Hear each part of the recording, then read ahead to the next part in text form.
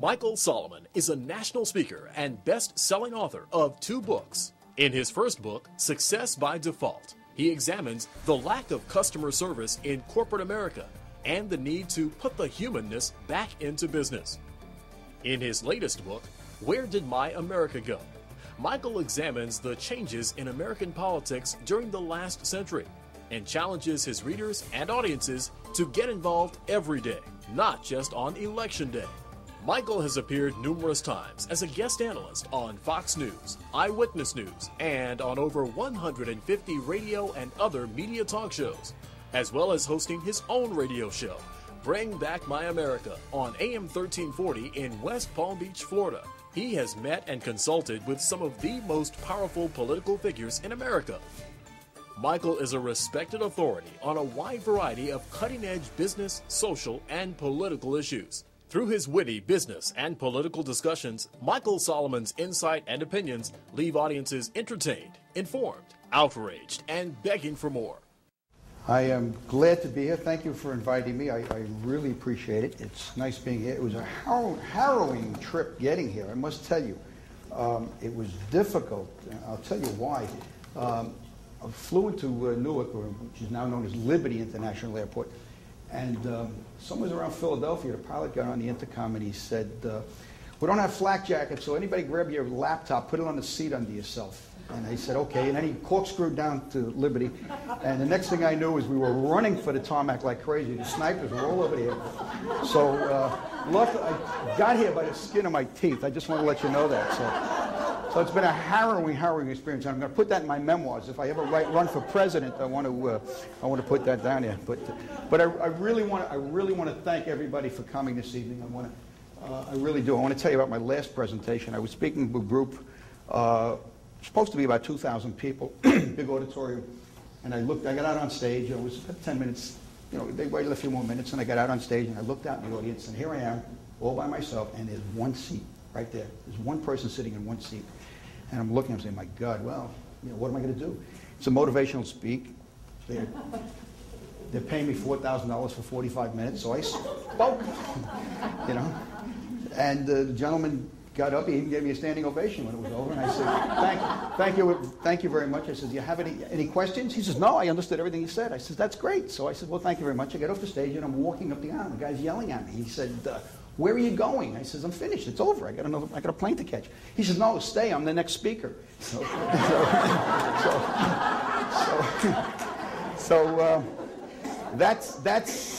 that's usually what happens. I love George Burns. Everybody here love George Burns? George Burns had some great one-liners, and I'll tell you the best one that I like.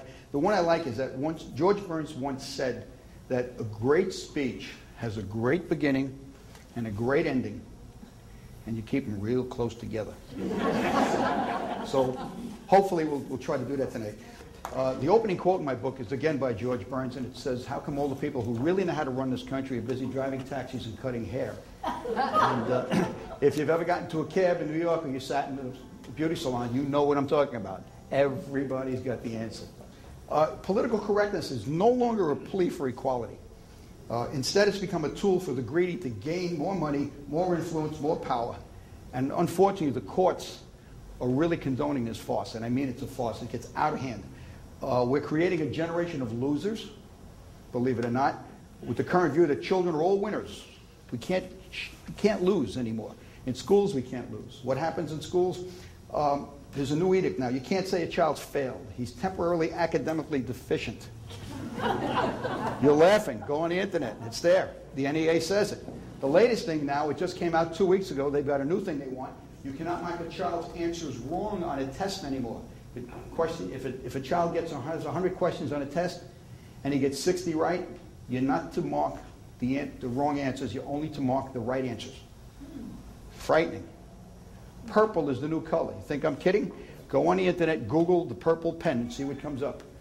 They want to use purple now as the new color to mark students wrong because they've done a $50 million study between, I think, Harvard and UCLA and a few more colleges to determine that purple is the softer, gentler color.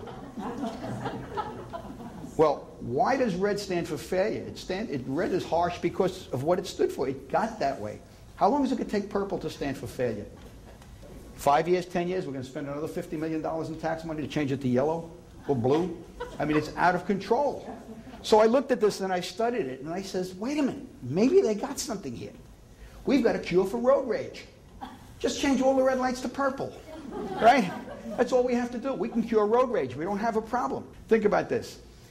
Children today in school are allowed to take an exam 2 or 3 times. It's the same exam.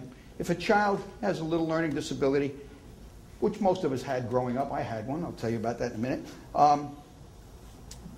they can give them 2 hours to take a 20-minute quiz. But that's okay. I don't have a problem.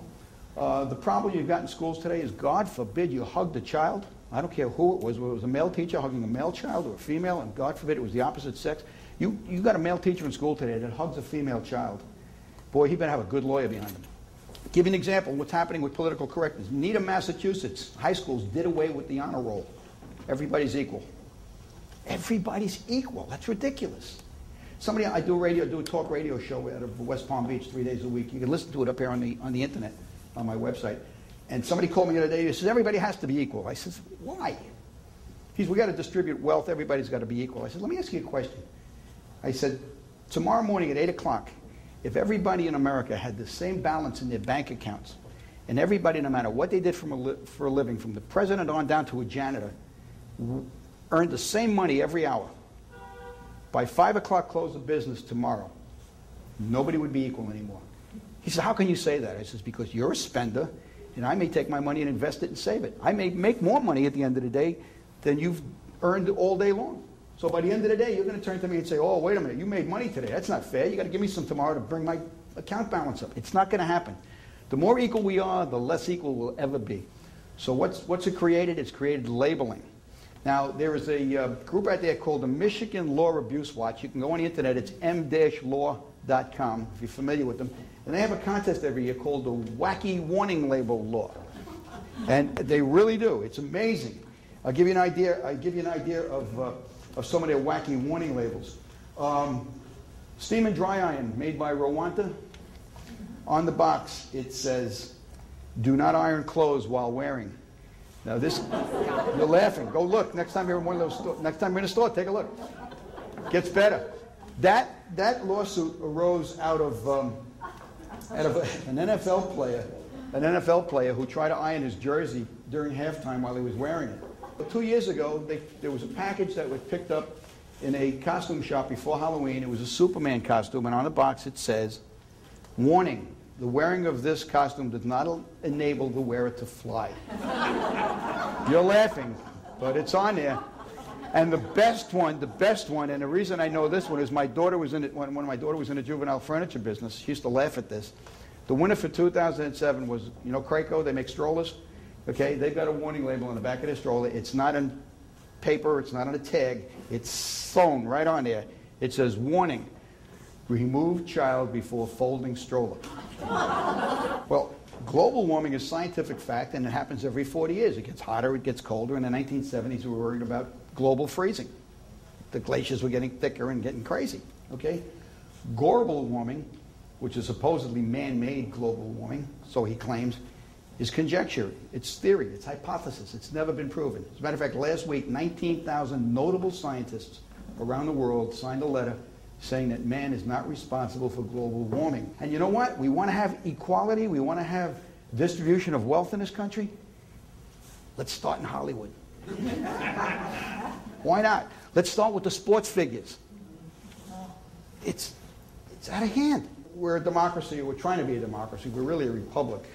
The difference is very simple. If you were chasing down a cattle rustler and you had 10 guys chasing him and they decided to string him up in a tree because they voted to hang him, that would be a democracy. If they tied him up and brought him back to town to stand trial, that's a republic. So we're really a republic. The whole problem out there is that the world is laughing at us. And if we don't change our attitude and change what's going on, we're going to be in a lot of trouble. A lot of trouble. During the Roman Empire, if a citizen of Rome was traveling outside of Rome and he met a stranger who might have even been an enemy, all he had to do was utter 3 words: civis Romanus sum, which means I am a Roman citizen. He was treated with reverence, respect, He was probably taken into whoever's home it was and fed, maybe even given him his daughters, I don't know, whatever, but that's the way he was treated. And what I want is I want us to come back and I want us to be able to say, Civis Americus Sum. I am an American citizen and I want to be treated with the respect I used to be treated with back in the 50s when we were growing up, when our parents were growing up. I mean, that's the problem.